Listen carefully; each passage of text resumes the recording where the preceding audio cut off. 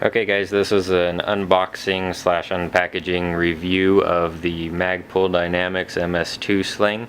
Now I just got this in the mail the other day, and so I figured I'd show it to you guys and let you know what I think of it.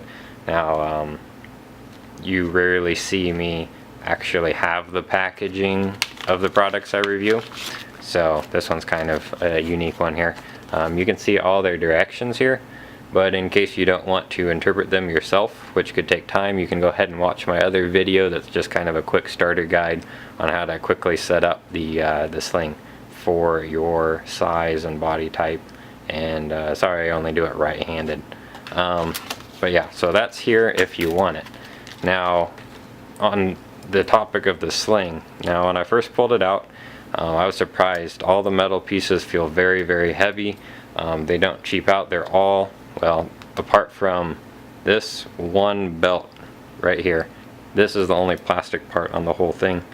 The D-ring is metal. This D-ring and swivel is metal, as well as what I call the alligator clip, as well as the locking system right here. Oh, this lanyard is obviously not metal, but then also the gun retention clip here, as well as all metal, as well as the pull pin and the ring that goes to the pull pin. The material itself is very thick. You can see the comparison with the width of my finger. It's actually doubled up here, and then the material here is probably at least 1/8 of an inch thick, but it's very strong weave, and it feels like tie-down straps for a vehicle if you're moving or something like that. That's what it feels like. As far as the functionality of the pull pin here to get to the latch to put your gun in, this is the part that worries me the most. Being a mechanical engineer, I'm taught to look for stress points and points of failure, and this little pin here that goes through, it's just a tack pin, and it looks like if you put too much weight here it would probably break off. Now it doesn't look too bad, and this pin as well seems quite thin for the purpose of carrying around maybe an 8 to 10 pound gun. But as long as you don't put pressure on it individually, I think the whole system, when it's locked together, can withstand pretty good force. So I'm not worried about it at all, and I think that's probably the weakest part of the whole system. As far as the material, like I said, it feels very high quality. The pull loop is doubled over, and it's actually kind of soft to the touch, so when you're pulling on it, you'll definitely know when you're holding onto that loop. The slider buckle here is made out of metal, and it is a very smooth pull, but it also will lock down once you lock it in and decide that's where you want to keep it. And the swivel, I've seen some very poor swivel designs. This is the same design as those ones, but it actually has some substantial metal running up. What it is a circle with a pin running through the middle and then a cap on top, and it's actually a decent amount of metal. It's quite heavy, and I don't think it's going anywhere, going to break off anytime soon. This alligator clip, all metal, very solid.